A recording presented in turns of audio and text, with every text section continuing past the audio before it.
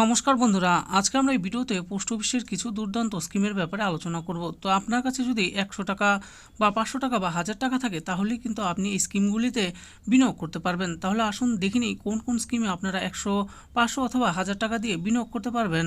দেখুন, বলা হয়েছে যে পোস্ট অফিস স্কিম মাত্র 100, 500 বা 1000 টাকা থাকলেই পোস্ট অফিসের এই বাম্পার স্কিমগুলোতে বিনিয়োগ করতে পারবেন। তাহলে আসুন দেখে নিই।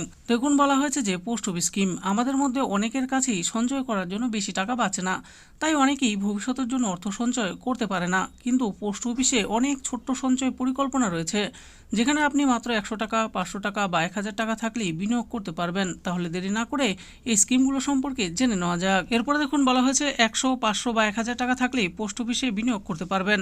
আপনার মাসিক আয় যদি কম হয়, আয়ের সম্পূর্ণ অর্থ খরচ হয়ে যায়, যার কারণে ভবিষ্যতের জন্য অর্থ সঞ্চয় করতে পারছেন না, তাহলে পোস্ট অফিসের ছোট্ট সঞ্চয় পরিকল্পনা সম্পর্কে জানতে পারেন, যেখানে আপনি 100 টাকা, 500 টাকা বা 1000 টাকা থাকলেই বিনিয়োগ করতে পারবেন এবং ভালো পরিমাণ সুদ আয় করতে পারবেন। দেখুন, প্রথমেই যে স্কিমের কথা বলা হয়েছে সেটি হলো post office RD scheme. Post অফিসের আরডি স্কিমে আপনি প্রতি মাসে অল্প অল্প টাকা সঞ্চয় করে মেয়াদ পূর্ণ হবার পর মোটা টাকা রিটার্ন পাবেন। এই স্কিমে 100 টাকা থেকেই বিনিয়োগ শুরু করতে পারবেন। বর্তমানে এই স্কিমে 6.7% সুদের হার দেওয়া হচ্ছে। এই স্কিমের মেয়াদ হলো 5 বছর। এরপরে দেখুন, বলা হয়েছে পাবলিক প্রভিডেন্ট ফান্ড। পোস্ট অফিসের এই স্কিমে আপনি 500 টাকা থেকে বিনিয়োগ শুরু করতে পারেন। এখানে বিনিয়োগ করার সর্বোচ্চ সীমা 1.5 লক্ষ টাকা।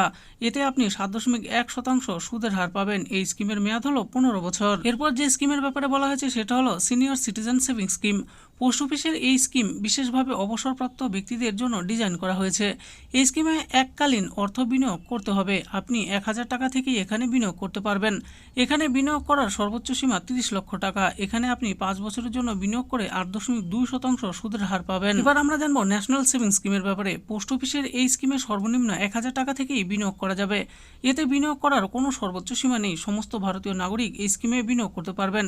এতে আপনারা 7.7% সুদের হার পাবেন। এই স্কিমের মেয়াদ হলো 5 বছর। এরপরে যে স্কিমের ব্যাপারে বলা হয়েছে সেটি হলো মান্থলি ইনকাম স্কিম।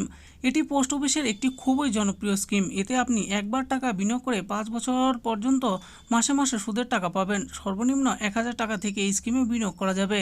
এতে বিনিয়োগ করার সর্বোচ্চ সীমা 9 লক্ষ টাকা। তবে যৌথ অ্যাকাউন্ট হলে 15 লক্ষ টাকা পর্যন্ত বিনিয়োগ করতে পারবেন। এতে বর্তমানে 7.7% সুদের হার পাবেন। এছাড়াও আপনি পোস্ট অফিসের টাইম ডিপোজিট স্কিম এবং ফিক্সড ডিপোজিট স্কিমে সর্বনিম্ন 1000 টাকা থেকে বিনিয়োগ শুরু করতে পারবেন। আপনি আপনার নিকটবর্তী পোস্ট অফিসে গিয়ে এই সমস্ত স্কিমে বিনিয়োগ করতে পারবেন। তো বন্ধুরা, দেখে নিলেন আজকে আমরা এই ভিডিওতে পোস্ট অফিসের কয়েকটি দুর্দান্ত স্কিমের ব্যাপারে আলোচনা করলাম, যে স্কিমগুলিতে আপনারা কিন্তু খুব অল্প পরিমাণেই টাকা দিয়ে টাকা সঞ্চয় করতে পারেন এবং ভালো পরিমাণে কিন্তু আপনারা সুদ পাবেন এই সমস্ত স্কিমগুলি থেকে। আশা করি ভিডিওটি আপনাদের ভালো লেগেছে। আর এই ভিডিওটি যদি আপনাদের ভালো লেগে থাকে তাহলে অবশ্যই একটু লাইক করবেন। আরও এরকম নিত্য নতুন স্কিম ও আপডেট সম্পর্কে জানার জন্য আমাদের এই চ্যানেল গভর্নমেন্ট স্কিম প্রো চ্যানেলটিকে অবশ্যই সাবস্ক্রাইব করবেন। আর এই ভিডিওটি দেখার জন্য আপনাদের সকলকে অসংখ্য ধন্যবাদ।